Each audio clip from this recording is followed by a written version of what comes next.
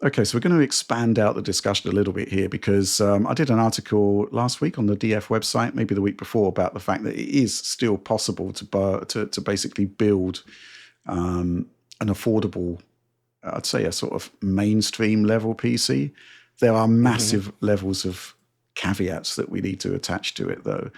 And I'm afraid, John, it's not going to help you in your quest to build a 9800 X3D processor. I was going to say, Rich, I wanted to present the scenario to you first, so the listeners understand what we're trying to do here. So obviously, my main system here that I use for editing and typical gaming, it's a very heavy, power-hungry box, right? This is not something I move around.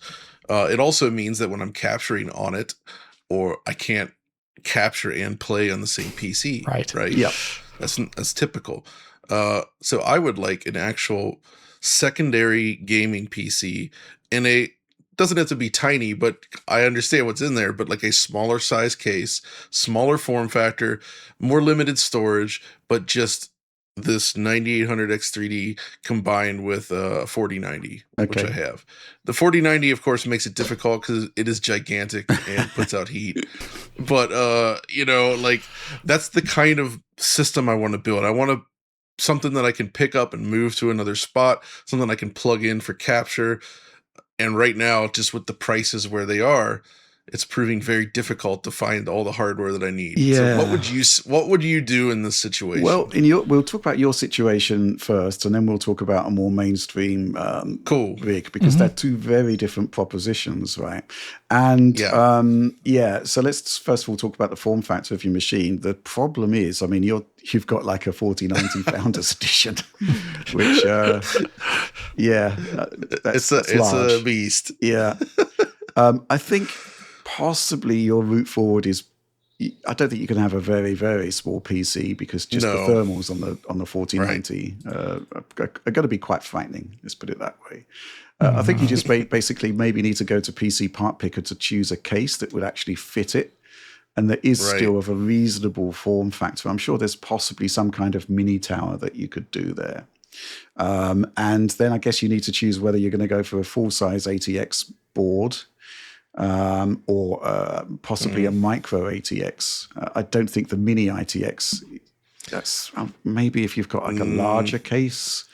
I'm thinking micro ATX. Yeah, probably. You could possibly do that. Would be suitable for this. Yeah. And then I guess, when it comes to the memory, there's kind of two schools of thoughts of this. It's really difficult to offer pricing advice, by the way, because I know. The pricing in different markets is actually quite different.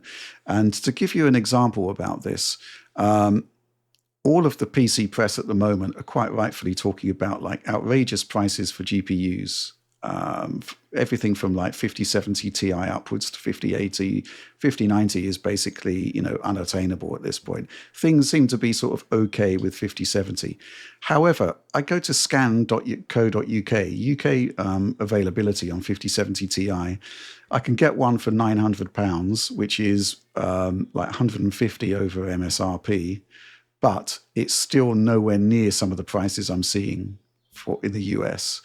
5080s seem to be obscenely priced in the US. I can get one for £1,150 in the UK. Again, that's like £150 over MSRP. So the fact is I can buy them, and I don't have to pay these outrageous, there's still a price premium, but it's not like crazy like it is in the US. So if you're buying from Germany, then it's probably going to be a different thing altogether again. Right. It's just really, really weird at the moment, the way pricing is sort of working out. But I think going back to the sort of more specific point, it's really going to come down to to the price of your memory. That's the thing. That's the main thing, right? Yeah. It's just crazy right now. Alex, we were talking the other day about whether you actually need 32 gigs of DDR5 or whether 16 would do. And we kind of think that 16 would probably be okay for most scenarios. But the caveat is that actually buying 16 gigabyte kits is quite difficult now. The availability is very, very low there. Yeah, availability is another question, of course. And I think in due time, there has actually been a number of investigations into this, and it is going to be very title dependent. And you can see that, especially with your settings, if you are using things like ray tracing or just anything that is pumping up your the amount of VRAM that your GPU is using. You have to think that on PC, there's kind of like a buffer and an almost duplication of the exact same things and more in your system memory at that point in time, including all the game code and your OS running in the background. So you do need essentially more system RAM than you do have VRAM if you're going to be utilizing most of that VRAM. But if you're playing games at 1080p and you have an 8 gigabyte to 12 gigabyte GPU, maybe not actually as necessary, especially if you're not pumping up all those settings because your GPU wouldn't allow it anyway. So I think there is actually an argument out there for checking out 16 gigabyte kits. And the thing about that is if you have a motherboard with 4 slots, then you can always upgrade it in time when prices become more manageable in the future, or when you feel like that is the thing that is impeding your ability to play a game. You say that, really Alex. The problem is that Ryzen is only stable at lower frequencies if you use 4 sticks. Yes, I know this is a thing. I've had to deal with it in the past, unfortunately. That's also not a great situation, to be honest with you. The one thing also that coming over to the mainstream or even lower end the mainstream is that I think your article also does point out that there is the capability to buy an Intel GPU, which might be a kind of way to start PC gaming on the cheap, especially if you are playing titles that are not focused on the latest AAA, but instead focusing on, like the popular titles, your competitive shooters, your MOBAs, or, your extraction shooters, all which tend to actually have a broader base of performance that don't require the latest and greatest. And that's a great part of them. So I feel like there is still a viability, as your article points out quite well, of getting a PC and having it be somewhat, have a good price performance there. But as soon as you start wanting to invest, like John is, in a new ultra high end kit in some way, I actually start thinking this is not the time to buy for a lot of things. And I don't know when that would be in the future, unfortunately. Yeah, it's tricky, isn't it? And I think it's only going to get worse the longer the year continues. That's a shame. Yeah. Memory-wise, I mean, it does seem to be the case that on Amazon UK, at least, you're looking at like about £320 or thereabouts for a 32 gig, 6,000 mega transfers per second kit, which is obscene. But at the same time, you then look at like the more speciality orientated memory, for example, 6,400 mega transfers per second, and you're now up to £400. It's like just crazy stuff, really. Yes, I do think that in your case, John, based on what we've discovered so far, it is going to be the case that just 6,000 mega transfers with CL36 is probably, and it's a horrific distortion of the phrase, the sweet spot at the moment. Oh gosh. So yeah, that's you've got some choices to make. You've got to basically find the case that you want that is still portable but can house a 4090. So that's the thing, Rich. Actually, I forgot about this, but one of the cases. So my favorite case maker, and the one I usually get from, and I have one right now, is Fractal. Right. I love their stuff. Like, really, I love the designs and the materials. The Fractal Terra is very tiny and beautiful. Mm-hmm. And I've seen a lot of people doing builds around 4090s. Really? In that thing. Oh, yeah. It's very tight, but due to the way the case is designed, it has good airflow, and the thermals seem okay. I would love to do a build in that, and that might be a fun challenge, is trying to make a really tiny little machine like that. But because it does indeed work with a 4090 FE, this might be a fun challenge. Right? Yeah, it would look beautiful, but it would be really tight, and it's mini ITX, of course. So like we're talking tiny little board here, but I don't know. What do you think? Worth trying for? I'd see how other people have got on with it, but it sounds like it's doable if you're saying you've looked into it. Yeah. There's a lot of people that have done it. A lot of YouTube videos as well showing this. It's really, really interesting. And if you've seen the Terra, it's a gorgeous little case. Oh, really, really it's cool. good looking. Yeah. Let's move on to like a more what can we say, entry level? I say entry level, sure. but it's still actually in theory going to be right up there with the consoles, if not faster, if you put in something like a 5060 Ti or a 5070. The main takeaway that I discovered was if you're going to be building for yourself and you still want a reasonable build cost, the issue is that you're basically needs to look at DDR4 memory, which automatically limits the life of your platform, right? Because every all of the new technologies are on DDR5, and that's problematic. So you've got to kind of accept that your upgrade is going to be, your upgrade options are going to be very, very limited. But you can still get 16 gigabyte kits for like under £100.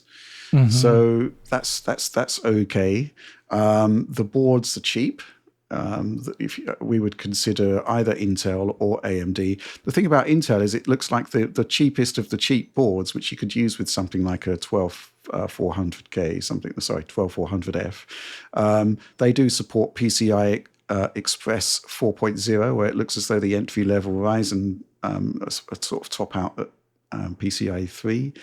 If you're using like a sort of modern like a 5060 or something, you kind of need PCIe 4.0 simply because the bandwidth is already constrained on that card, and putting it in a 3.0 setup isn't great. I've managed to cost out something for about £600, 670, I think. That included an Intel GPU, the B570. In the UK, at least, you can buy it for under £200. You can buy it, or at least you could last week. You could buy it for like $200. I mean, it's kind of like an out there choice, but there's a lot to be said for Intel at that price point, specifically because you're getting a 10 gigabyte card. And it really does seem to be the case that there's definitely a difference in the experience between 8 and 10 gigabytes of VRAM. 8 is just too constrained, but 10 is just about okay. Right? Yeah. And especially for a GPU of that sort of class. So I think I spec'd out a full entry-level build of about £670. The thing is, though, that there are other options. And somebody pointed out that Lenovo was selling like a desktop for like $650 with a 5060.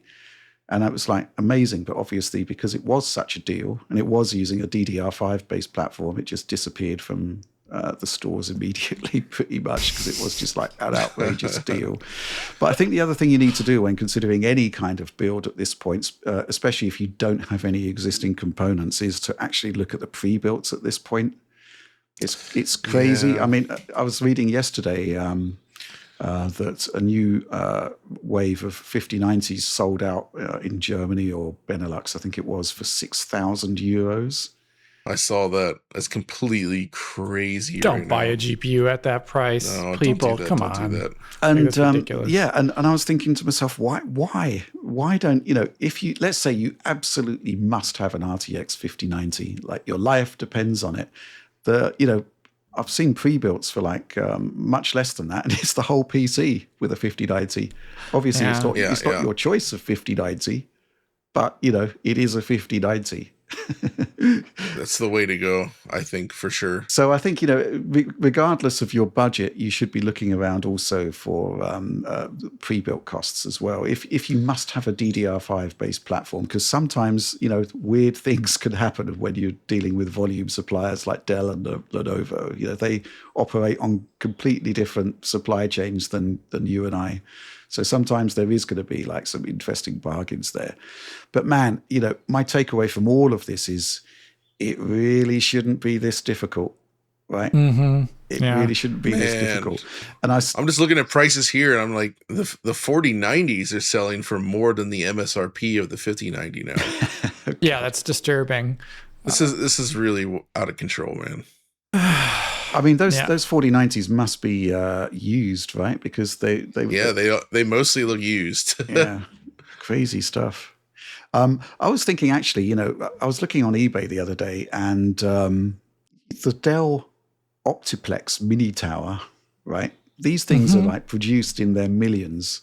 Yes. And there's like a vast array of refurbished units on eBay. You can get like an i7 8700 based system for like £200 with 16 gigs of DDR4.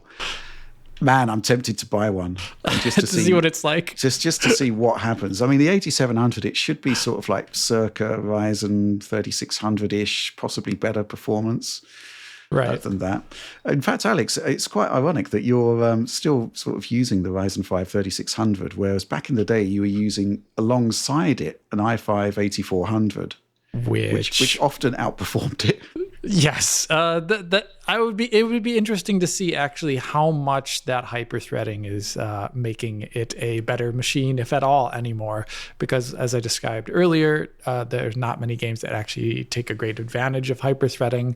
But sometimes just having even just other threads running can prevent things like a stutter from popping up that would otherwise be there. So there is actually a nuanced look into that. When you're talking about this, I actually do think looking at pre-builts is actually not a bad idea for many people. Just at least to when you're surfing the web and you're on your PC part picker equivalent website, you are actually think of building everything, kind of ad hoc. Yes. Not as a pre-built system, which was at least historically, up until very recently, a more price efficient way to get most systems, I would say, but not always the case, because like Rich is saying, one of the interesting things about pre-builts is there can be like fire sales or something like that, where they have excess inventory of a specific grouping of their products and they want to get rid of them to refill stock on something else. And at that point in time, you can actually take advantage of it. Yes, you do have technically less flexibility for aesthetics, for the exact parts of like motherboard and the exact make of GPU. But at the same time, you could have a higher level of price efficiency there, which I think at this point in time, if you're going to be looking at getting a new PC at all, unlike in the past, you actually have to be pretty darn careful about what you're buying. Otherwise, you're just wasting a lot of money. And yeah, I think looking at the pre-built, as sad as it is, because I do like the idea of putting together your own PC and that wonderful learning experience as a part of it, as well as, it becomes something that you think you built yourself, right? And that's kind of, like the product of your work. It's actually a nice thing to have. Yeah. And you have great control over it. But at the same time, look over that pre-built. You also have then the power of warranty over it if there's anything wrong with it, which could be better than if you have individual parts with different warranties. So there's like pluses and minuses to all of it, but definitely take a look at the pre-builts to see if there's any sort of compilation system which offers a greater price and a greater lower price than you would have if you had built that thing yourself. Yeah, I mean, this situation is just going to continue to get from bad to worse, I think. I mean, I was speaking to some very highly placed execs, and it was just like, yeah, we've got a bit of a problem here. Things aren't going to get better in the short term. We also had comments this week from Zotac. Basically, that wasn't great, was it? Basically warning of an existential crisis for GPU manufacturers such as themselves. It's really looking bad out there. Yeah, I feel for these guys. Yeah, what can I say? It's there's a lot going on here, a lot of factors to consider. And as I said, it shouldn't be this difficult to build a PC or to buy one at this point. Just need to bide your time and strike when the iron is hot on those pre-builts. But in the short term, for stuff like building your own, I can't really see any situation where that's actually going to improve in the short term. I think the other thing about that, of course, is there's kind of like a contagion across the whole ecosystem. If you can't buy memory, why would you buy a new motherboard? If you can't buy a new motherboard, if you're not going to buy a new motherboard, well, let's stick with the CPU you've got. Sort of, just sort of a cascade effect of bad things happening. The same thing with GPUs, of course. Seems to be the case at the moment that if you're looking at anything from like 5070 Ti upwards, it's not a great position if you're in the US. 5070 Ti, 5080 in the UK, it's there is a price premium, but I could buy one and it would be here tomorrow. And the price premium isn't outlandishly bad, it's just unfortunate. But man, it's just really, really bad times at the moment. And hope. Well, Rich, there is some good news at least. For around $220, you can get either a Radeon 7 or an R9 Fury X. Your favorites, John. My favorites. But in retrospect, that is still outrageous pricing for those two. Actually, that is insane. The Fury X is a 4 gigabyte card. The Radeon 7 on the flip side is 16 gigs. That's true. I mean, let's say you're just doing video editing and other like workstation style activities rather than gaming. How does the Radeon 7 like stack up? Probably I not think that's too a good amount of well, memory. Just given the driver support situation, like you may have the program you use update and have compatibility, which you would never ever get back because they're not updating. Like good point. That's what EOL products are not so good. The only saving grace, if you can say that, is that because the cost of new things is expensive, the price of the value of your existing stuff, if you are upgrading, is also on the high side as well. Actually, John just pointed out those outrageous 4090 prices, but that's kind of not great either in its own way. Yeah. I am tempted to buy one of those super cheap Dell systems from eBay and see if I can turn it into a gaming PC and just how good it is. I suspect there's probably going to be a lot of mitigating factors that suggest you probably shouldn't do that. Power supply wattage, for example.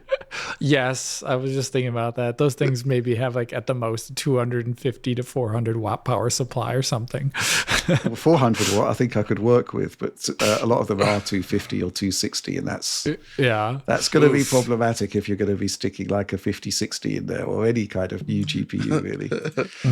It might not even have the power supply input required, the PCIe cable. Yeah, no, it may not.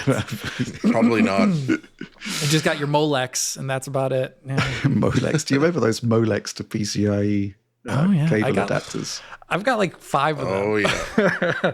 I don't throw away cables for some reason. I'm a little bit disturbed in that aspect. Well, I hope there was some value from that segment, but I think ultimately the takeaway is you can still build a PC. You are going to need to pay more, certainly for storage, memory. A DDR4 system, it's kind of crazy that we're kind of recommending Intel there, but if you are looking to upgrade further on down the line to a 58 or 5700 X3D, you should go AMD. The problem there, of course, being, guess what? The used prices on those processors are now insanely high. I bought a 5700 X3D from AliExpress for £130. The current value seems to be closer to 300. It's just nuts. It's crazy times. So with that highly optimistic outlook in mind, let's move on to our next news topic.